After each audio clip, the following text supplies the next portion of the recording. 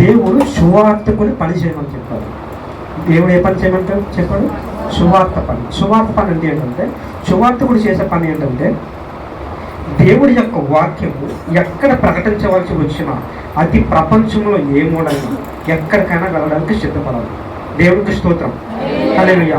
ఆ సువార్తకునికి ఒక సంఘం అంటూ, ఒక స్థలం అంటూ, ఒక ప్లేస్ అంటూ అలాంటి ఉండదు. సువార్తకుని పని ఏంటంటే ఎక్కడికైనా వెళ్ళి వాక్యాన్ని ప్రకటించడం అతని పని. అది దేవుడు చేయమని చెప్పాడు. మార్కు సువార్త శివరాజ్యంలో మనం చూసినప్పుడు, లోక సువార్త శివరాజ్యంలో మనం చూసినప్పుడు ఆయన ఏం చెప్తారంటే, ఆయన సువార్త సర్వజనులకి సువార్త ప్రకటించి శిష్యులుగా తయారు చేయమని చెప్పాడు. మీరందరూ యేసు ప్రభువుకి ఎంతమంది శిష్యులండి? 12 మంది. కానీ యేసు ప్రభువు ఆరోహణమైనప్పుడు ఆయన చెప్పిన మాట ఏంటంటే, సర్వజనులకు 820 కోట్ల మంది జనాభా ఉన్నారు ఇప్పుడు ప్రపంచంలో. ప్రతి ఒక్కరు కూడా దేవుని యొక్క శిష్యులుగా మారిపోవాలి. దేవునికి స్తోత్రం. హల్లెలూయా, హల్లెలూయా. ఇప్పుడు ఈ సంఘంలో ఉన్న మీరు ఒక 50 మంది అవ్వచ్చు, 100 మంది అవ్వచ్చు, మీరు అందరూ కూడా ఇప్పుడు ఎలా మారిపోవాలి? దేవుని శిష్యులుగా మారిపోవాలి, దేవుడు కుమారులా మారిపోవాలి, దేవుని శిష్యులుగా మారిపోవాలి. అలాంటి కృప దేవుడు మీకు ఈ దినాన్ని ఇస్తాడు, నేను నమ్ముతున్నాను. దేవునికి స్తోత్రం. హల్లెలూయా, హల్లెలూయా. ఎందుకంటే మీరు ఇప్పుడంతా బ్రతుకుతున్న సమయము భ్రష్టత్వంలో బ్రతుకుతున్నారు. ప్రతి మనిషి భూమి మీద ఇప్పుడు నివసిస్తున్న ప్రతి మనిషి భ్రష్టత్వంలో బ్రతుకుతున్నారు. అందుకనే దేవుని యొక్క వాక్యంలో చాలా కఠినమైన మాటలు ఉన్నాయి. ఈ కఠినమైన మాటల కొరకు నేను చెప్తున్నాను కదా బ్రదర్, మీకు ఎవరైనా ఏమంటారేమో ఏంటి, ఓకే, దానికోసం భయపడేది లేదు. ఎవరు ఏమనుకున్నా నేను పట్టించుకోను కూడా. ఎందుకంటే చాలా డినామినేషన్స్ నేను చూసి, చాలామందిని దగ్గర ప్రశ్నించి, చాలామందితో డిబేట్ చేసి, ఇవన్నీ చాలా వరకు జరిగాయి. ఎంతమంది ఏది చెప్పినా కూడా దేవుడు వాక్యం ఏది చెప్తే అది మాత్రమే మాట్లాడతాను నేను. అంతకుమించి బయట విషయాలు ఏది మాట్లాడను. దేవుడికి స్తోత్రం. హల్లెలూయా, హల్లెలూయా. చాలాసార్లు ఒక 2015లో నేను బీటెక్ చేస్తున్నాను. బీటెక్ చేస్తున్న టైంలో ఆ సమయంలో ఒక దైవజనుడు నా దగ్గరకు వచ్చి మాట్లాడుతున్నారు. నా దగ్గరకు వచ్చి మాట్లాడుతున్నప్పుడు, మీరు మా యొక్క మందిరానికి రావచ్చు కదా అని చెప్పి నా దగ్గర మాట్లాడిన తర్వాత నేనన్నా, ఓకే, దేవుని యొక్క మందిరం అనేది, దేవుని యొక్క నివాస స్థానం అనేది మానవుని హృదయము, మానవుని శరీరము దేవుని యొక్క దేవాలయం అని రాయబడింది. సో దేవుని యొక్క దేవాలయం ఏది నిజమైనదో అక్కడ మాత్రమే నేను వింటాను, అక్కడ మాత్రమే వెళ్తాను, అక్కడ మాత్రం వస్తానని చెప్పి నేను మాట్లాడుతున్నప్పుడు ఆయన నాతో వాదిస్తూ ఉన్నప్పుడు ఏం వాదించారంటే, మా సంఘం తప్ప, ఎవరు తప్ప? వాళ్ళ సంఘం. మా సంఘం తప్ప మీరెప్పుడు పరలోకానికి వెళ్ళరు. మా సంఘం తప్ప మీ భూమిలోని మా సంఘం ఎంతమంది ఉంటారు? ఒక 150 మంది ఉంటారు, ఒక 200 మంది ఉంటారు. మా సంఘం తప్ప, మేము నడిపించుకున్న ఈ బోధ తప్ప మీరు ఎవరు పరలోక రాజ్యానికి వెళ్ళరు అని చెప్పేసి అని అంటారు. అప్పుడు నేను మనసులో నవ్వుకున్నాను. దేవుడు ఇదే చెప్పాడా? దేవుడు ఇలాగే చెప్పమన్నాడు ఆ వాక్యం అని నవ్వుకున్నాను నేను మనసులో. నవ్వుకున్న తర్వాత ఆయన ప్రకటన గ్రంథం గురించి నాతో చాలా విషయాలు పంచుకున్నారు, చాలా విషయాలు మాట్లాడుతున్నాము. ఈ ప్రకటన గ్రంథం నేను సుమారు 2 సంవత్సరాలు చదివాను, తక్కువ కాదు, 2 సంవత్సరాలు చదివాను ప్రకటన గ్రంథం ఒకటే. ఇలాగ అది అర్థం చేసుకోవడానికి ఇవ్వండి. అలాగా కొన్ని విషయాలు దేవుడు బయటపరిచాడు, అవన్నీ తర్వాత మాట్లాడుకుందాం. కానీ ఈరోజు మాట్లాడబోతున్న విషయము ఏంటంటే, ఒకసారి మనం చదువుతాం. లూకా సువార్త 13వ అధ్యాయము 23వ వచనం. ఒకడు ప్రభువా రక్షణ పొందువారు కొద్దిమందేనా అని ఆయన అడుగగా, ఆయన వారిని చూసి ఇరుకు ద్వారమున ప్రవేశింప పోరాడు అనేకులు ప్రవేశింపజూతురు కానీ వారి వలన కాదని మీతో చెప్పిస్తున్నాను. దేవుడికి స్తోత్రం. హల్లెలూయా, హల్లెలూయా. ఇక్కడ వాక్యం మీకు అర్థమైందా? చాలా మంది ఒకడు వచ్చి ప్రభు దగ్గరకు వచ్చి, యేసు ప్రభు దగ్గరకు వచ్చి ఏమన్నాడంటే, ప్రభువా రక్షణ పొందేవారు ఎంతమంది? కొద్దిమందేనా అంటే ఎంతమంది? కొద్దిమంది, చాలా తక్కువ. కొద్దిమంది అంటే చాలా తక్కువ. ఇక్కడ ఈ ప్రపంచంలో 820 కోట్ల మంది జనాభా ఉన్నారని చెప్పాను కదా. బైబిల్లో ఒక మాట చూసినట్లయితే మనకి ప్రకటన గ్రంథంలో ఒక మాట ఉంటుంది, 144,000 మంది. అంత్యకాలము దేవుని యొక్క రాకడ వచ్చినప్పుడు దేవుడు 140,000 మంది పెద్దల్ని, ఇజ్రాయేల్ ప్రజల్ని లేవనెత్తాడు. వాటితో పాటు మరికొంత పరిశుద్ధులైన వారిని దేవుడు లేపుతాడు. పరలోక రాజ్యానికి వాళ్ళకి మాత్రం అవకాశం ఉంటుంది. దేవునికి స్తోత్రం. హల్లెలూయా. ఇప్పుడు ఇజ్రాయేల్ దేశంలో 80 లక్షలకు పైగా జనాభా ఉన్నారు. ఈ 80 లక్షల మంది జనాభాలో 1,44,000 మంది మాత్రమే లేపబడతారు. ఈ 1,44,000 మందితో పాటు భూమి మీద ఉన్న 800 కోట్ల మంది కొద్ది మంది మాత్రమే. అది 5 లక్షల మంది అవ్వచ్చు, 5 కోట్ల మంది అవ్వచ్చు, 5,000 మంది అవ్వచ్చు. అయితే ఈ 5,000 మందిలో లేకపోతే 5 కోట్ల మందిలో నీవు ఉన్నావా? ఈ 5 కోట్ల మందిలో పరలోక రాజ్యానికి వెళ్ళే వారిలో నీవు ఉన్నావా? ఈ 1,44,000 మందితో పాటు నీవు కూడా పరలోక రాజ్యానికి వెళ్తావా, వెళ్ళవా? ఒక్కసారి గమనించు నీ పరిస్థితి, నీ యొక్క భక్తి. మనము ఈ యొక్క లోకంలో ప్రతి ఆదివారం దేవుని యొక్క సన్నిధికి వచ్చేస్తాం. చిన్నప్పటి నుంచి దేవుని యొక్క మందిరానికి వచ్చి సరైన వాక్యం విని కూడా ఆ వాక్యాన్ని పక్కన పెట్టేసి ఈ లోకంలో కనిపించే సినిమాలు కానీ శిఖాలు కానీ ఎవరి మీద గొడవకి వెళ్తే వాళ్ళ మీద రకరకాల బూతులు విసిరేస్తారు. అలాగా బూతులు విసిరేస్తారు, కొట్టేస్తారు, కరెంటు కొట్టేస్తారు, అటాక్ చేస్తుంటారు. ఇవన్నీ ఏంటంటే శరీర సంబంధమైన కార్యాలు.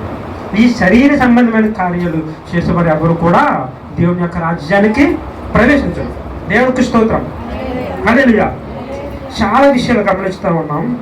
ప్రపంచంలో మన దేశ విషయానికి వచ్చినట్లయితే కొన్ని రకాల మీ దైవజనుల గురించి నేను చాలా సంతోషపడుతూ ఉంటాను. ఎందుకంటే ఆయన పరిచర్య ఎలా ఉంటుంది, ఎందుకంటే ఈ విషయాన్ని చెప్పాలి మీకు. దేశంలో అగ్రస్థానంలో ఉన్న దైవజనులు ఎవరైతే ఉన్నారో ఒక్కొక్క సంఘంలోకి ఒక దైవజనుడు ఒక 20 రోజులని 30 రోజులని లేకపోతే పెద్ద మందిరాలని వరంగల్లో కట్టబడింది. మెదక్ చర్చి ఇవన్నీ ఉన్నాయి. తర్వాత మెదక్ చర్చి ఇవన్నీ తీసుకుని పెద్ద సంఘాలు ఉన్నాయి మన దేశంలో. ఇలాంటి పెద్ద సంఘాలన్నీ ఉన్నాయి. ఇలాంటి పెద్ద సంఘాలు ఉన్నప్పుడు జాగ్రత్తగా గమనించండి, నా మాట జాగ్రత్తగా అర్థం చేసుకోండి. ఇలాంటి మందిరాలు కట్టబడి ఉన్నప్పుడు వాటిని నడిపిస్తున్న దైవజనులు ఎవరైతే ఉన్నారో వారు నిజంగా దేవుణ్ణి పిల్లల్ని రక్షించడం కొరకే మందిరాన్ని కట్టబడి వాటిని నడిపిస్తే దేవుని యొక్క ఆత్మను రక్షించాలని ఆశపడుతున్నారో అలాంటి వాళ్ళకైతే దేవుడు సపోర్ట్ చేస్తాడు. కానీ అలా కాకుండా ప్రజల మీదకి వెళ్ళి కొన్ని లక్షల మందిని ఆకర్షించుకొని దేవుని యొక్క మందిరంలోకి కొన్ని వేల మందిని దేవుని యొక్క సన్నిధికి వాళ్ళందరినీ ఆకర్షించుకొని దేవుని యొక్క మందిరానికి ఒక ధన సహాయం చూపిస్తూ లేకపోతే కొన్ని కార్యాలు కొన్ని జస్ట్ ఎలా అంటే ఇప్పుడు రాజకీయాలు ఏం చేస్తారు? ఎలక్షన్ టైంలో మీకు ఒక 100 రూపాయలు ఇస్తారు, ఒక 1000 రూపాయలు ఇస్తారు. తర్వాత 5 సంవత్సరాలు మీకు అందరికీ నరకేతం చూపిస్తారు. అవునా కదా? చూపిస్తారు. మీకు ఇది చేస్తాను చివరికి ఏది చేసి ఉండదు. 5 సంవత్సరాలు వెళ్ళిపోతే ఇది నచ్చట్లేదని చెప్పని మరి వేరే ఒకరిని గెలిపించుకుంటుంటారు. ఇలాగా దైవజనులు కూడా రాజకీయ నాయకుల్లాగే ఈ రోజుల్లో. ఈ మాట అంటే ఎవరు తప్పు అర్థం చేసుకోవద్దు, నేను చెప్పే మాట జాగ్రత్తగా అర్థం చేసుకోండి. ఫస్ట్ ఈ దైవజనులను వాళ్ళు ఏం చేస్తూ ఉన్నారంటే ప్రజల మీదకి వెళ్ళి ప్రజల మధ్యలో కొంత ఆశ చూపించి వాళ్ళ దగ్గర నుంచి అత్యధికమైన ఆస్తిని పోగు చేసుకుంటున్నారు. ఇది దేశంలో చాలా సార్లు జరుగుతున్నది. ఇదంతా ఏంటంటే ఈ యొక్క బోధ వీళ్ళ పరిచర్య ఎలా కొనసాగిందంటే కమర్షియల్, డబ్బుల కోసం చేసే పరిచర్య. నిజంగా దేవుని యొక్క పరిచర్య చేసేవాళ్ళు, నిజంగా దేవుని యొక్క వాక్యాన్ని ప్రకటించాలనుకున్న వాళ్ళు, నిజంగా ఆత్మల కొరకే ప్రయాసపడే వాళ్ళు అయితే ఎలా ఉంటారో తెలుసా? ఒక సంఘంలో ఒక వ్యక్తికి బాగోకపోతే ఆ వ్యక్తిని పరామర్శించడానికి వెళ్తూ ఉంటారు. పరామర్శించి వాళ్ళకి కావాల్సిన ధన సహాయము లేకపోతే వాళ్ళకి కావాల్సిన హాస్పిటాలిటీ, వాళ్ళకి కావాల్సిన ఏదైనా రేషన్ సంబంధించి అలాంటివి లేకపోతే ఏదైనా ఒక సాయం చేయడానికి డైరెక్ట్గా ఎవరు వెళ్తారు? దైవజనుడే వెళ్ళాలి. అందుకని యేసు ప్రభు అక్కడ ద్రాక్షరసము ఇచ్చినప్పుడు, రొట్టెలు ఇచ్చినప్పుడు యేసు ప్రభు శిష్యులు అందరికీ ఏం చేశారు? పాదాలు కడిగింది కదా. ప్రతి ఒక్కరు సహోదర ప్రేమ కలిగి అందరి పాదాలు కడిగింది కదా. అంత మహిమ శరీరము కలిగి అంత దైవత్వం కలిగిన యేసుక్రీస్తు ప్రభువే కిందకు వచ్చి శిష్యుల యొక్క పాదాలు కలిగినప్పుడు దైవజనులకు ఏమైంది? స్టేజ్ దిగి బయట కిందకి రారా? స్టేజ్ దిగి కిందకు వస్తే వాళ్ళకున్న ఘనత పోతుందా? వాళ్ళకున్న డబ్బులు పోతాయా? వాళ్ళకున్న పలుకుబడి పోతుందా? వాళ్ళెవరు రాకుండా వాళ్ళు కింద పనిచేసే వాళ్ళని తీసి కానీ ఎవరెవరినో పంపిస్తారు, లేదంటే రారు. చాలామంది యూట్యూబ్లో మెసేజ్ లైవ్ స్ట్రీమింగ్ జరుగుతున్నప్పుడు చాలామంది ఏం చేస్తూ ఉంటారంటే కింద కామెంట్ పెడతారు, ఈ గారు మాకు దీనికోసం ప్రార్థించండి, మా కుటుంబంలో ఆర్థిక స్థోమత పోలేదు, మా ఉద్యోగం రాలేదు, లేకపోతే మా కుమార్తె వివాహం అవ్వాలని చెప్పి కామెంట్ పెడుతూ ఉంటారు. అది వాళ్ళ ఆశతో దైవజనులు చూస్తారేమో, మా కొరకు ప్రార్థన చేస్తారేమో ఆశతో. విశ్వాసులు మంచి వాళ్ళే, విశ్వాసం ఎవరు తప్పట్లేదు. విశ్వాసులు ఆసక్తి కలిగి ఏదో చిన్నది ఆశించి మా కొరకు ప్రార్థిస్తారని ఆశించి వాళ్ళు ఏం చేస్తారు, చిన్న కామెంట్ పెడతారు, మా కొరకు ప్రార్థిస్తారేమని. వాళ్ళు పట్టించుకుంటారా? తిరిగి కోసం ఏం చేస్తారా? గుర్తుపెట్టుకోండి, మీ కొరకు నిజముగా దగ్గరుండి మీ దగ్గర సేవ చేసి ధైర్యం రావాలంటే అలాంటి వాళ్ళని విడిచిపెట్టకండి, అలాంటి వాళ్ళని మీరు విడిచిపెట్టద్దు. దేవుడికి స్తోత్రం, హల్లెలూయా. అలాంటి అర్హత, అలాంటి పరిచయం చేసే వాళ్ళు మాత్రం మీరు ఎప్పుడూ దూరం చేసుకోండి. దేవునికి స్తోత్రం. అలాంటి పరిచయంలో మీరు ఉండగలిగి మీరు దేవుని మహిమపరచగలిగితే వారిని బట్టి దేవుడు మిమ్మల్ని బట్టి సంతోషించి పరలోక రాజ్యంలో వాళ్ళని ఇవ్వాలని దేవుడు మీకు ఇస్తాడు. దేవునికి స్తోత్రం, హల్లెలూయా. ఎక్కడో మన దేశంలో చూస్తున్న డిజిటల్ చర్చ్లు పాస్టర్ గారు ఉంటారు, అక్కడ పాస్టర్ గారు ఉంటారు, అక్కడ ఒక స్క్రీన్ కనబడుతుంది, చర్చిలకు అందరూ వచ్చేస్తారు, విశ్వాసాలు అందరూ వచ్చేస్తారు, ఒక 3,000-4,000 మంది వచ్చేస్తారు. ఒక స్క్రీన్ మీద ఏమో పాస్టర్ ఎక్కడో వాక్యం చెప్తారు, ఇక్కడ పాస్టర్ కనబడతారు. వీళ్ళందరూ వచ్చి విశ్వాసం అందరూ దేవుని మందిరంలోకి వచ్చి ప్రార్థన చేస్తూ ఉంటారు, ఆరాధన చేస్తున్నారు. అక్కడ ఆయన ఏదో ఎక్కడో చేస్తున్నారు, వీళ్ళు టీవీలో ఫోన్లో చూసిన అదే కనబడుతుంది, సినిమా థియేటర్లో చూసిన అదే కనబడుతుంది. అవునా? మీకు యేసుక్రీస్తు ప్రభువు శిష్యులు 3,000 మందికి పైగా శిష్యులు కొండ మీద గల్లియ ప్రాంతంలో ఆయన సువార్త ప్రకటిస్తున్నప్పుడు యేసుక్రీస్తే ప్రత్యక్షంగా వాక్యం చెప్పాడా, లేకపోతే ఆయన ఇంట్లో గదిలో తలుపులు వేసుకొని ఆయన మీకు ఏమైనా ప్రసాదం చేశాడా? చేయలేదు. ఆయనే వచ్చి పరిశీలన చేశాడు. దేవునికి స్తోత్రం, హల్లెలూయా, హల్లెలూయా. మనం ఇలాగే మనము ఇంకా యోహాను సువార్త 1 అధ్యాయంలో 3 అధ్యాయంలో మనం చూసినట్లయితే ఇందులో మనకి ఒకరు కనిపిస్తారు, నికోదేము. ఎవరు? యూదుల అధికారి అయిన నికోదేము. యూదుల అధికారి అయిన నికోదేము. ఒకసారి మనం చదువుదాము యోహాను సువార్త. కనిపిస్తున్నామా? చదవండి. యూదుల అధికారి అయిన నికోదేమును పరిసయ్యుడు ఒకడు ఉండెను. అతడు రాత్రి యందు ఆయన యొద్దకు వచ్చి, బోధకుడా, చదవండి, నీవు దేవుని యొద్ద నుండి వచ్చిన బోధకుడు అనియు నీ మెరుగుదము. దేవుడు అతనికి తోడైంటేనే గాని నీవు చేస్తున్న సూచక్రియను ఎవడను చేయలేడని ఆయనతో చెప్పాడు. అప్పుడు యేసుప్రభు ఏమన్నారు అతనితో, ఒకడు క్రొత్తగా జన్మించితేనే గాని అతడు దేవుని రాజ్యమును చూడలేడు అని నీతో నిశ్చయముగా చెప్పుచున్నాను. నిశ్చయముగా అనే మాటకి ఇంగ్లీష్ బైబిల్లో ట్రూలీ, అబండెంట్లీ, వేర్లీ అని ఉంటుంది. అంటే నిశ్చయం అంటే ఖచ్చితముగా జరుగుతుంటే ఎవడైతే క్రొత్తగా జన్మిస్తాడో వాడు పరలోక రాజ్యంలోకి వెళ్తాడు.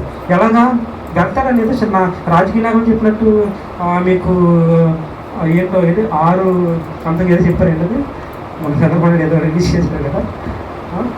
ఇలాగా ఒక నాయకులు చెప్తుంటారు కదా, మేము ఇది చేస్తాం, అది చేస్తాం, ఇది చేస్తాం, మాటలు చెప్పేసి ఎలా వదిలేసే రకం కాదు. దేవుడు చెప్పాడు అంటే చేస్తాడు. దేవునికి స్తోత్రం, హల్లెలూయా.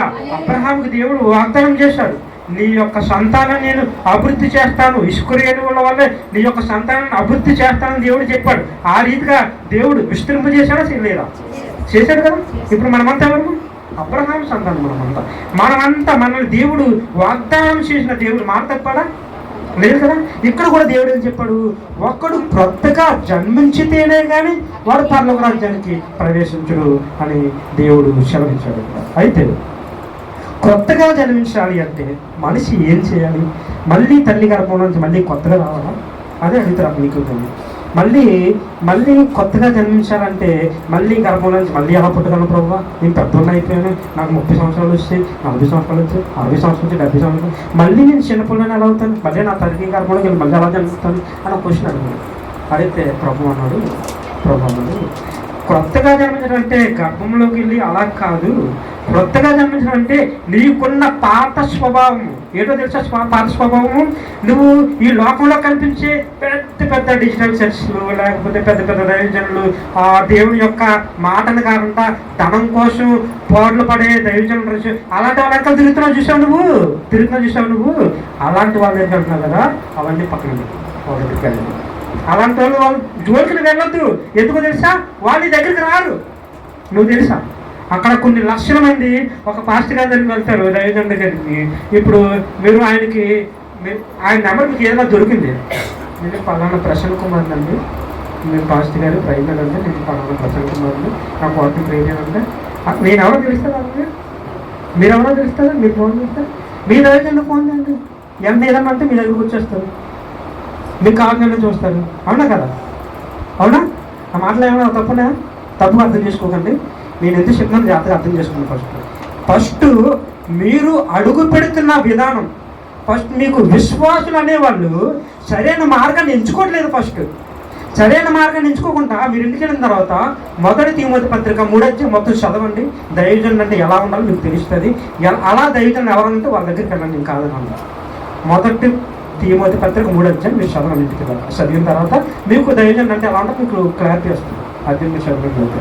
అయితే అలాంటి దైవజనులకి నిజంగా యేసుక్రీస్తులాగా మనస్సు తగ్గించుకొని యేసుక్రీస్తులాగా కాళ్ళు కడిగినట్టు పరిశీలన చేసి ఒక వ్యక్తి ఒక విషయం చెప్తాను జాతకం నుండి. నేను ఒక 2017, 18, 19 అండ్ 20 ఈ 4 సంవత్సరాలు విజయవాడలో ఉన్నాను. విజయవాడ ప్రాంతంలో ఉన్నప్పుడు నేను కొన్ని సంఘాలకి ఆల్మోస్ట్ అన్ని, నేను ఎక్కడికైనా ఒక ప్రాంతానికి వెళ్ళానంటే ఏ సంఘాలు వదిలిపెట్టను, అన్నింటికి అలా తిరుగుతూ ఉంటాను. అలాగే నేను కొన్ని సంఘాలకు వెళ్ళాను. విజయవాడలో, హైదరాబాద్లో కూడా కొన్ని సంఘాలకు వెళ్ళాను, గుంటూరులో కూడా కొన్ని సంఘాలకు వెళ్ళాను. అలాగే విజయవాడలో పర్టికులర్గా నేను కొన్ని సంఘాలు చూసినప్పుడు ఒక దైవజనుడు పేరు చెప్పను ఒక దైవజనుడు చాలా స్టైలిష్గా ఉండి సూట్ బూట్ వేసుకొని, స్టైలిష్గా ఉండాలన్నా సూట్ బూట్ వేసుకొని స్టేజ్ మీదకి మైక్ ఎవరో మైక్ ఇచ్చారు, ఇలా పక్కనలా ఉండాలి, మైక్ తీసుకుని వచ్చి ఆయన స్టేజ్ మీద ఇలా వస్తుంటే ఏమైంది తెలుసా? వెనకాల నుంచి ప్యాచ్ సౌండ్ గట్టిగా మ్యూజిక్ బ్యాక్గ్రౌండ్ ఇస్తే కింద అందరూ ఆయన స్టేజ్ మీద రాగానే కింద జనం ఊ అనుకుని వచ్చారన్నట్టుగా ఎవరో సినిమా హీరో వచ్చారా, ఎవరు వచ్చారు, రాజకీయ నాయకుడు వచ్చారా, ఎవరు వచ్చారు, ఎవరో ఏదో వచ్చారంటే దైవజనుడి మీదకి మైకెట్టుకుని దైవజనుడి మీద రాకపోతే కింద జనం అందరూ అరుస్తున్నారు కేకలు ఎత్తుకుని. అది దైవజనుడి యొక్క స్వభావం. అదా దైవజనుడు అనేవాడు అసలు వాళ్ళు వేసుకునే డ్రెస్సింగ్స్ ద్వారా కానీ, వాళ్ళ మాట్లాడే మాట తీరు ద్వారా కానీ ప్రజలను ఆకర్షించుకోవడం కాదు, కానీ వారి యొక్క ఆత్మల్ని ఆకర్షించుకోవాలి. దేవునికి స్తోత్రం. హల్లెలూయా.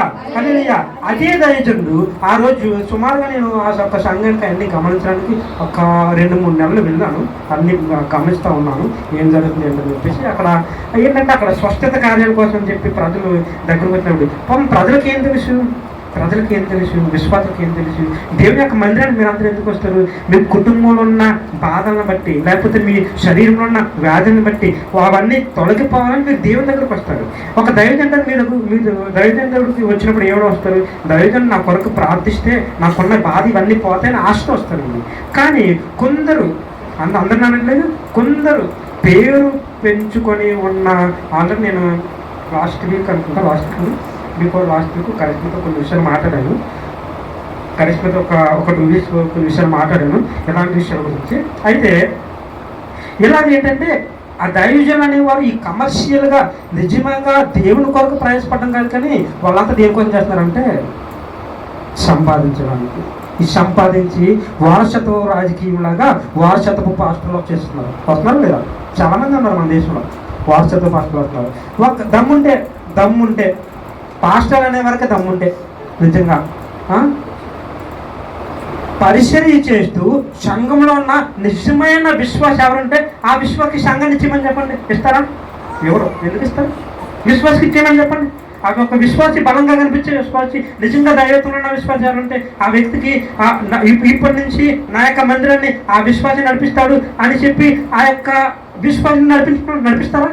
నడిపించారు. వాళ్ళ పిల్లలకి ఎవరు తిన్నప్పుడు వస్తుంది? వాళ్ళ పిల్లల గురించి వారసత్వం, దేవుని పరిచర్య ఏం జరుగుతుంది? వారసత్వం జరుగుతుంది. అర్థమవుతుంది నా మాట మీకు? అర్థమవుతుంది కదా, వారసత్వం జరుగుతుంది. ఇది వారసత్వపు రాజకీయం కాదు, వారసత్వపు పరిచర్య కాదు, దేవుడి పరిచర్య. దేవుడు మనకిచ్చాడు. ఎలా ఇచ్చాడు తెలుసా? ఉచితముగా ఇచ్చాడు. దేవునికి స్తోత్రం. హల్లెలూయా, హల్లెలూయా.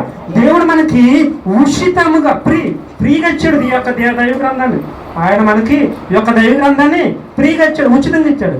ఉచితంగా ఇచ్చిన వాక్యము ఉచితంగానే ప్రకటించబడాలి.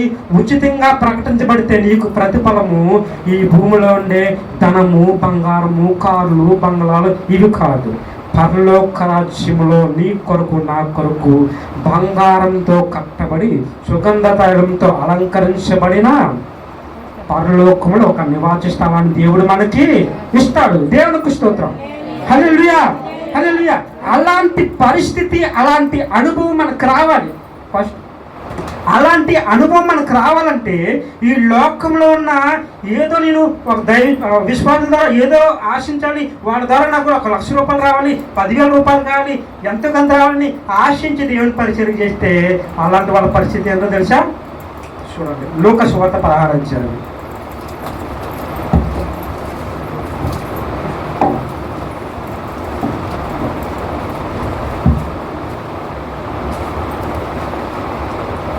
లూకా సువార్త 16 అధ్యాయము 23వ వచనం.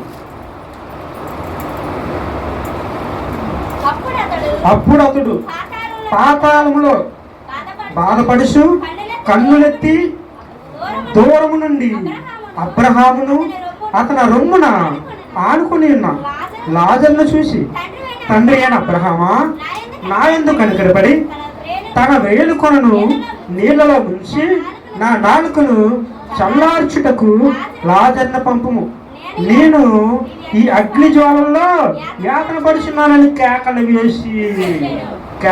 వేసి ఎలా చెప్పాడు? మామూలుగా అడిగాడా? కేకలేస్తున్నాడు, అరుస్తున్నాడు. ఎవరు? ధనవంతుడు. డబ్బుల కోసం ఆశపడిపోయి ఈ లోకంలో నేను ఏదో సంపాదించాలి, నేను ఒక దైవజండి. ఎందుకు ఇవన్నీ నేను ఎందుకు చెప్తున్నానంటే, నన్ను ఒకరు ప్రశ్నించారు. ఎవరు ప్రశ్నించారంటే, బ్రదర్ మీరు, నేను బ్యాంకులో జాబ్ చేస్తున్నాను, జాబ్ చేసుకుంటున్నాను, వీలైనప్పుడు నేను పరిచయం చేసుకుంటూ ఉంటాను, దాంతోపాటు నా ప్రిపరేషన్ అయ్యగారికి తెలిసి, మీకు కూడా చాలా మంది తెలుసు. సో ఇవన్నీ సెకండరీ. కానీ దేవుడు నాకు బయలుపరిచిన విషయం ఏంటంటే, నేను ఇప్పుడే చెప్పాను మీకు, దేవుడు మనకి వాక్యాన్ని ఎలా ఇచ్చాడు? ఉచితంగా ఇచ్చాడు. ఉచితంగా రావడం, అందుకే నేను అక్కడికి వెళ్ళి కూడా డబ్బులు తీసుకోను.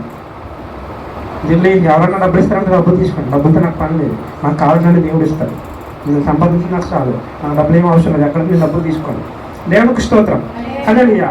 కానీ ఇక్కడ ఈ దైవజనుడు, ఇక్కడ ఈ ధనవంతుడు ఏమన్నాడంటే, ఆకాశం వైపు ఒక్కసారిగా చూశాడు. చూడగానే ఎక్కడి నుంచి? పాతాళంలో చూశాడు. ఈ పాతాళంలో ఎవరుంటారు? గుర్తుపెట్టుకోండి, ఎవరున్నారు?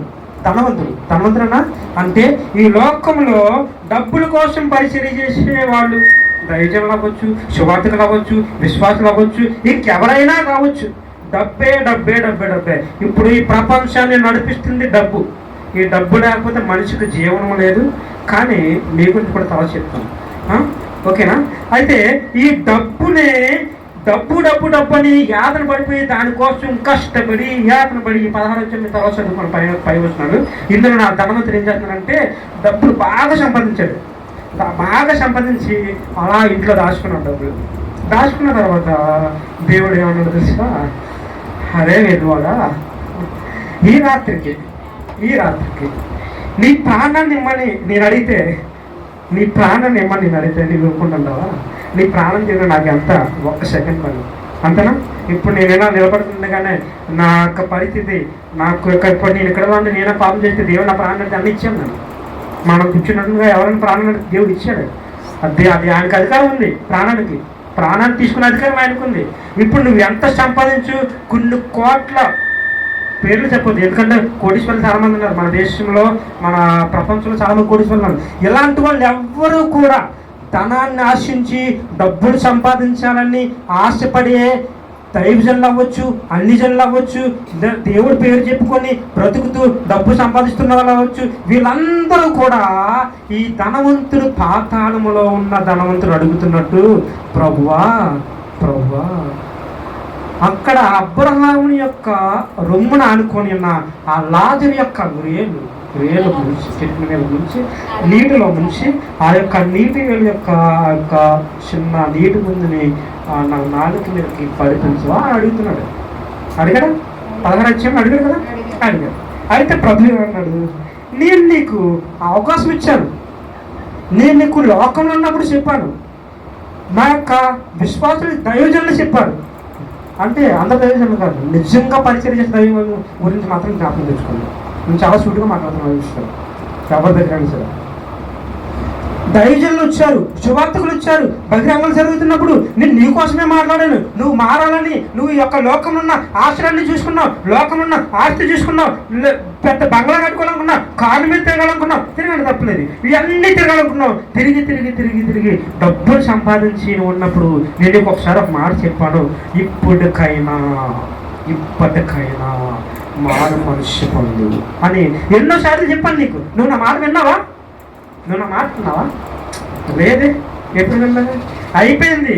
ఇప్పుడు దేవుడు మన కొరకు తలుపులు తెరిచి ఉంచాడు. దేవుడు ఈ తలుపులు తెరిచి ఉండగానే మనము ఆయన యొద్దకి ప్రవేశించడానికి అవకాశం వచ్చినప్పుడే లోపలికి వెళ్ళాలి, దేవుని యొక్క మందిరానికి రావాలి, దేవుని యొక్క సన్నిధికి రావాలి, ఆయన యొక్క వాక్యాన్ని తెలుసుకోవడానికి రావాలి. అలాగే నీవు వచ్చి ఆయన యొక్క మనస్సు గురించి తెలుసుకొని దేవుని యొక్క హృదయానికి నువ్వు కదిలించబడి ఉంటేనే కానీ, కదిలించబడినప్పుడు నీకు అవకాశం ఇచ్చినప్పుడు నువ్వేం చేసావు? పక్కన పెట్టేసి ఏం చేసావు? నువ్వు బాగా డబ్బులు సంపాదించుకొని కారు మీద కాల్ వేసుకొని కుర్చీలో కూర్చొని కార్ల మీద తిరిగి ఎక్కడ పడితే బార్లకి పబ్బులకి ఎక్కడ పడితే అక్కడ తిరిగి తాగేసి సుఖించి షికారులు చేస్తూ అమ్మాయిలు పబ్బులు ఇవన్నీ లోకంలో అన్ని సుఖానుభవం కోసం నువ్వు ప్రయాసపడిన నీ గతి ఇంతే. ఇంకా ఈ నరకమే, నీ జీవితము పాతాళమే. ఇంకా అలాంటి పాతాళంలోకి వెళ్ళాలనుకుంటున్నావా? పాతాళంలోకి వెళ్తే పరిస్థితి ఏంటో తెలుసా? అసలు ఒకసారి జాగ్రత్త గమనించండి మీరు ఈ వచనాన్ని, యొక్క 16వ అధ్యాయంలో మనం చదువుకున్న వచనాన్ని. అక్కడ అడిగింది ఏంటి?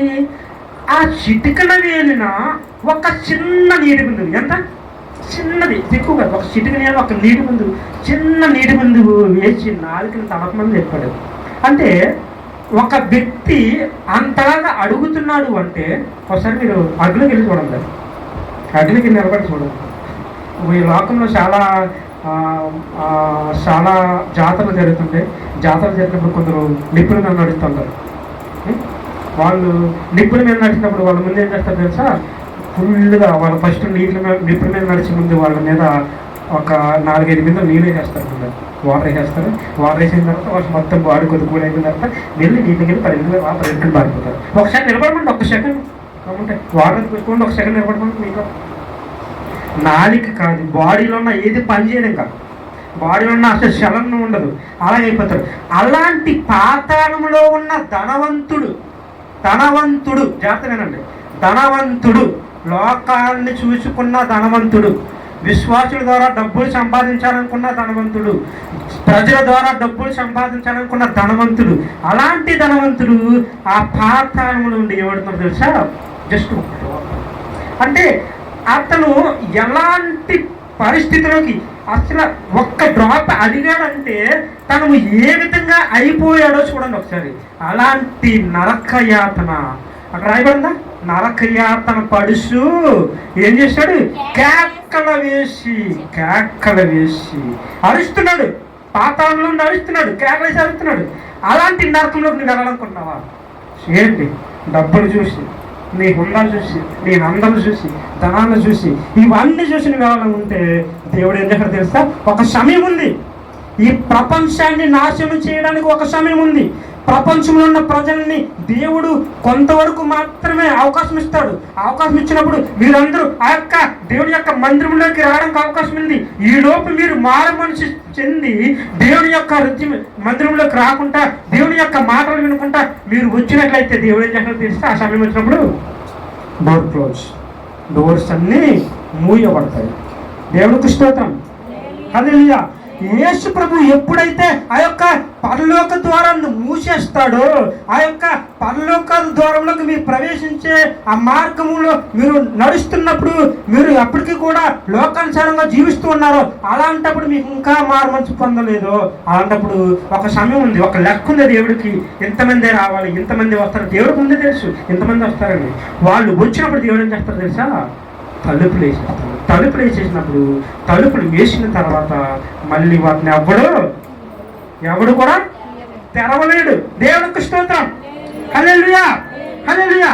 ఆ తలుపులు మూయబడక ముందే తెరిచి ఉన్న ఈ దినమునే, తెరిచి ఉన్న ఈ క్షణమునే నీలో ఇంకా అలాంటి మనస్తత్వం ఉంటే, అహంకారంగా బతకాలని, అహంకారంతో ఈ లోకంలో ఏదో సంపాదించాలని, ఈ లోకంలో ఉన్న నేను గొప్పవాడిని అనిపించుకోవాలని, నాకు ఎంతమంది యూట్యూబర్స్ ఉండాలి, నాకు ఎంతమంది సబ్స్క్రైబర్స్ ఉండాలి, నాకు ఎంతమంది ఫాలోవర్స్ ఉండాలి అని నువ్వు పాటుపడుతున్నావే, యూట్యూబ్ నిన్ను పరలోకం తీసుకెళ్తారా? ఈ సబ్స్క్రైబర్స్ నిన్ను పరలోకం తీసుకెళ్తారా? ఈ డబ్బు నిన్ను పరలోకం తీసుకెళ్తారా? ఏది కూడా పరలోకానికి తీసుకెళ్తారు. అందుకని ఈ లూకా సువార్తలో ఇంకొక మాట ఉంటుంది, ముగిస్తాను. ఇంకొక మాట ఉంటుంది, ఒక నిమిషం. లూకా సువార్త 12వ అధ్యాయము 19వ వచనం, 19, 20, 21 3 చదవండి. నేను చదువుతాను. నా ప్రాణముతో ఎవరు? ఒక ధనవంతుడు. నా ప్రాణముతో ఒక ధనవంతుడు అన్నాడు. ప్రాణమా, అనేక సంవత్సరములకు విస్తారమైన ఆస్తి నీకు సమకూర్చబడి ఉన్నది, సుఖించుము, తినుము, త్రాగుము, సంతోషించుము అని చెప్పుకుందును అని అనుకున్నాడు. ఎవరు? ఒక ధనవంతుడు. అప్పుడు దేవుడు ఏమన్నాడు? వెర్రివాడా, ఈ రాత్రి నీ ప్రాణం అడుగుచున్నావు, నీవు సిద్ధపరచినవి ఎవరి వగునని అతనితో చెప్పాను. దేవునికి స్తోత్రం. ఈ రాత్రికి రాత్రి నేను నీ ప్రాణాన్ని అడుగుతున్నా. నీవు డబ్బులు సంపాదించుకున్నావు, పెద్ద పెద్ద మేడలు కట్టుకున్నావు, పెద్ద పెద్ద కార్లు ఉన్నాయి. ఇవన్నీ ఈ రాత్రి నేను నీ ప్రాణాన్ని అడగగా నీవన్నీ ఎవరికి చెందుతాయి? నీ కుమారుడుగా. నీ కుమారుడు గతి అదే. నువ్వు ఎలాగున్నావే, నీ కుమారుడు అలా అంటే నీ కుమారుడు గతి అదే.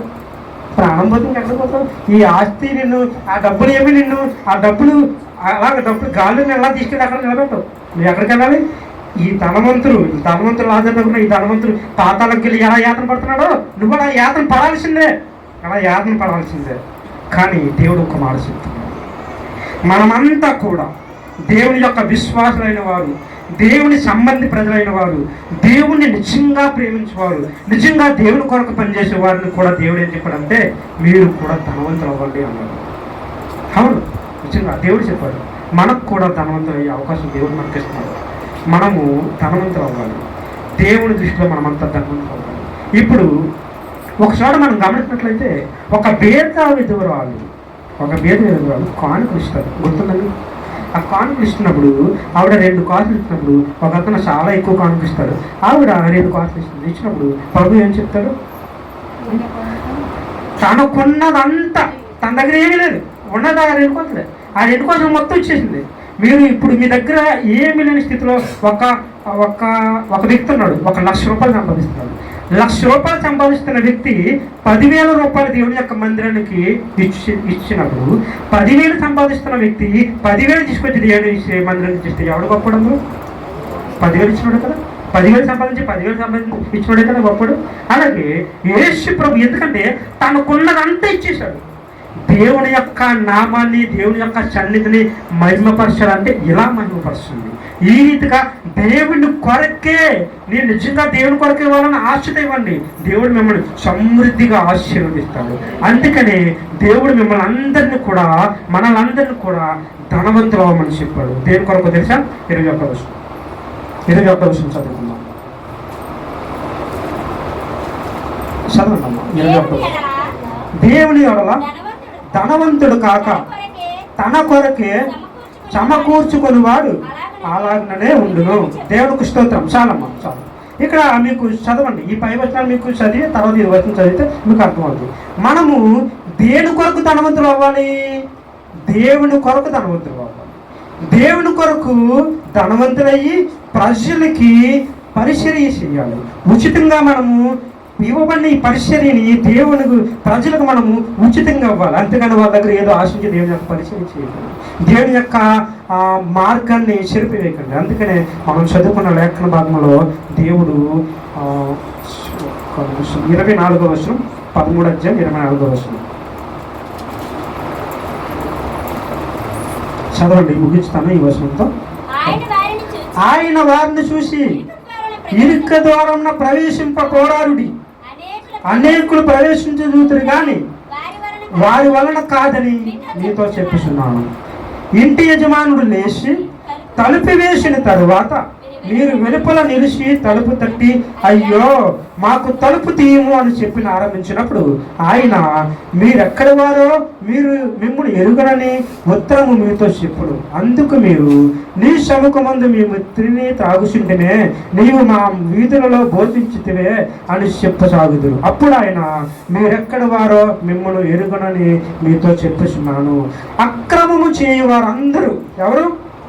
అక్రమము చేయువారందరూ నా యొద్ద నుండి తొలగిపోండి. Get out from my place. నా ప్లేస్ దగ్గర మీరు వెళ్ళిపోండి.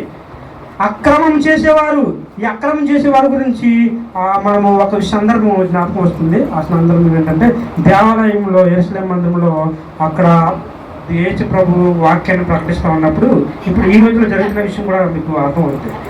వాక్యం ప్రకటిస్తున్నప్పుడు అక్కడ ఏం జరుగుతుందంటే వ్యాపారం జరుగుతుంది. ఏం జరుగుతుంది? వ్యాపారం. ఏంటి వ్యాపారం? పావురు పిల్లల్ని, గొడ్లని, ఆవుల్ని, గొడ్లని ఇవన్నీ వ్యాపారం పెడతారు. ఎక్కడ? దేవుని యొక్క మందిరం ముందు. జాగ్రత్తగా వినండి ఈ విషయాన్ని. దేవుని యొక్క మందిరం ముందు వీళ్ళంతా ఏం చేస్తారు? ఒక పావురాన్ని ఒక వ్యాపారం చేసుకుంటారు మొత్తానికి. ఒక తర్వాత డాలర్స్ మార్చుకోవడం, ఇలాంటివన్నీ వ్యాపారం జరుగుతున్నాయి.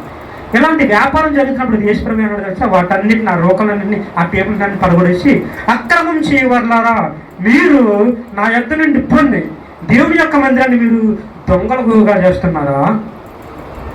అర్థమవుతుందా మీకు? ఈ రోజుల్లో చాలా మీటింగులు, చాలా బహిరంగ సభలు మీరు వెళ్ళుంటారు. చాలా బహిరంగ సభలు వైజాగ్లో జరిగాయి. పెద్ద పెద్ద సిటీస్, హైదరాబాద్, విజయవాడ, గుంటూరు, ఇంకా పెద్ద పెద్ద సిటీస్, ఎక్కడెక్కడ చాలా బహిరంగ సభలు జరిగాయి. బహిరంగ సభలు జరుగుతున్నప్పుడు తప్పుగా అర్థం చేసుకోకండి. మళ్ళీ చెప్తున్నాను, నేను చెప్పేది జాగ్రత్తగా వినండి, అంతే అర్థం చేసుకోండి.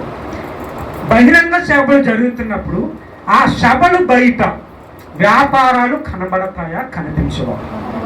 కనిపిస్తాయి కదా. మరి అది దేవుడు దాన్ని ఏమని చెప్పాడు? అక్రమం అని చెప్పాడు. ఎందుకంటే మీరు దేవుని యొక్క మందిరాన్ని దొంగలకు చేస్తున్నారు. మీ వ్యాపారాల కొరకు, మీరు డబ్బులు సంపాదించడం కొరకు మీరు ఈ యొక్క సభలు పెట్టుకొని, సభల ద్వారా ఈ పుస్తకాలు కొనండి, ఇవి కొనండి, అవి కొనండి, ఈ పాత పుస్తకాలు వచ్చి, ఇవి వచ్చి, బైబిల్ ఇందాకలు వచ్చి, ఇవి వచ్చి, రకరకాల ఏదో చిన్నపిల్లల సంబంధించిన గిఫ్ట్ ఆర్టికల్స్ ఇవన్నీ పెట్టి ఏం చేస్తున్నారు? అక్కడ వ్యాపారం చేస్తున్నారు.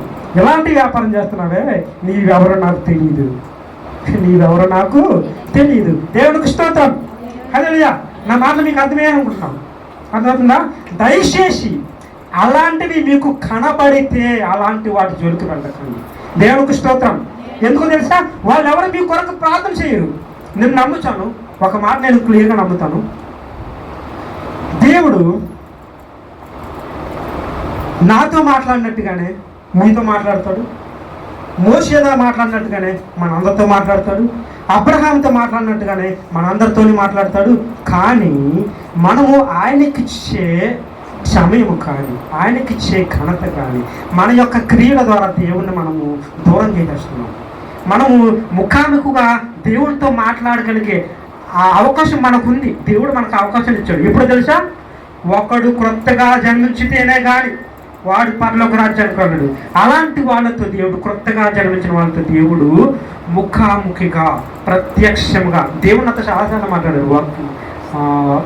స్వరం ద్వారా, మా సినిమా నుంచి జరుగుతుంది, చాలాసార్లు మాట్లాడాడు. ఇలాగా దేవుడు స్వయంగా మనతో మాట్లాడగలడు. ప్రతి ఒక్కరితో దేవుడు మాట్లాడగలడు. అలాంటప్పుడు మీరు వెళ్ళి ఒక పెద్ద దైవజనుడి దగ్గరికి వెళ్ళి ఆ దైవజనుడి దగ్గర మీరు ప్రార్థన చేయించుకునే వాళ్ళు లేదు. ఓకే, మంచిది, మీకున్న ఆసక్తి మంచిది. మీకున్న ఆసక్తిని బట్టి, మీకున్న ఆశతో ఆ దైవజనుడి దగ్గరికి వెళ్ళి మీరు ప్రార్థన చేయించుకుంటారు. మంచిది. ఎందుకంటే అదంతా యేసు నామంలో జరుగుతుంది. కానీ వాళ్ళ చేస్తున్న పరిచర్య, దైవజనుడైన ఎవరైతే ఉన్నారో వాళ్ళు చేసిన పరిచర్య నిజంగా మనస్ఫూర్తిగా నీ కొరకు ప్రార్థన చేస్తున్నారా? ఏదో వచ్చావు కదా, ఏ తల పడేసి ప్రార్థన చేసి పంపించేస్తున్నారా? కనిపెట్టాలి. ఎందుకో తెలుసా? మొదటి తిమోతి రాసిన పత్రికలో ఉంటుంది. ఏమనుంటుందంటే అంత్యకాలపు దినముల్లో ఉన్నారు. ఎందుకు తెలిసి అంత్యకాల దినములో మీ మీదకి వేషధారులైన అబద్ధ బోధకులు, వేషధారులైన అబద్ధ ప్రవక్తలు వీళ్ళందరూ మీ మీదకి వచ్చేస్తారు. ఎందుకు తెలుసా? ఎందుకు వస్తారు తెలుసా? డబ్బులు సంపాదించారు. దేవునికి స్తోత్రం. హల్లెలూయా, హల్లెలూయా. వాళ్ళు సంపాదిస్తున్నారు, స్వార్థపూరితంగా సంపాదిస్తున్నారు. మీరు కూడా సంపాదించండి. మీరు ఎలా సంపాదించాలంటే దేవుని కొరకు నేను పడే ప్రయాస, నేను పడే కష్టము, నేను ఇచ్చే సమయము దేవుని కొరకు అని చెప్పి మీరు దేవుని యొక్క మందిరానికి వస్తే, దేవుని యొక్క మందిరానికి నిజముగా ఈ దినమున మారు మనస్సు పొంది, ఇప్పటికీ కూడా మీలో ఎవరికి మారు మనస్సు లేకపోతే దయచేసి మీ అందరు కాళ్ళు పట్టుకుంటాను నేను, దయచేసి మారు మనస్సు చెందకపోతే ధనవంతుడు నరకంలోకి వెళ్ళిపోయి ఎలాగైతే యాతన పడుతూ అవకాశం అడిగాడో అలాగ మీకు కూడా అలాంటి పరిస్థితి వస్తుందేమో. దయచేసి అలాంటి పరిస్థితి లేకుండా అబ్రహాము రొమ్ముని ఆడుకున్న లాజరు అలాగే పరిస్థితి ఎలా చేసే లోకంలో ఒళ్ళంతా కురుపులు వచ్చేసి ఒళ్ళంతా తిండి లేక ఆ ధనవంతుల దగ్గరికి వెళ్ళి ఆ కాలు కింద ఆ టేబుల్ మీద తిన్నప్పుడు కొన్ని మెతుకులు బయటపడతాయి కదా, పక్కన పడుతుంటాయి కదా, అవి వేరుకొని తినేవాడు.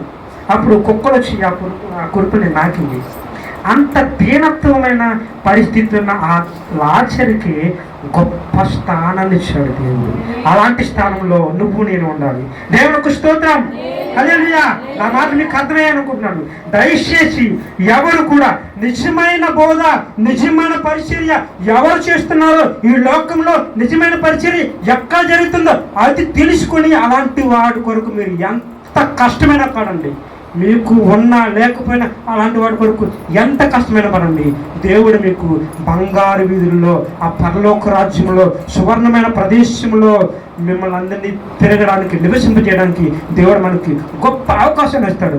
అలాంటి వాడి కొరకే ప్రయాసపడండి తప్ప లోకంలో వాడి కొరకు మీరు ప్రయాసపడితే ధనవంతులు నరకంలో పోయి యాత్ర పడుతున్నప్పుడు మనం కూడా పడాల్సిన అవకాశం ఉంటుంది. దయచేసి అలాంటి మనిషి మనకు అందరికీ ఎవరికి లేకుండా లోకంలో ఉన్న నిజమైన బోధ, పరిచర్య, నిజమైన దైవజనులు ఎవరు కనిపెట్టి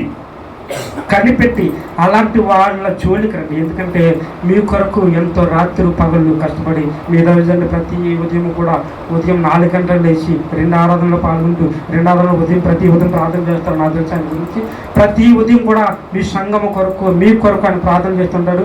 ప్రతిరోజు కూడా ప్రార్థన చేస్తుంటాడు.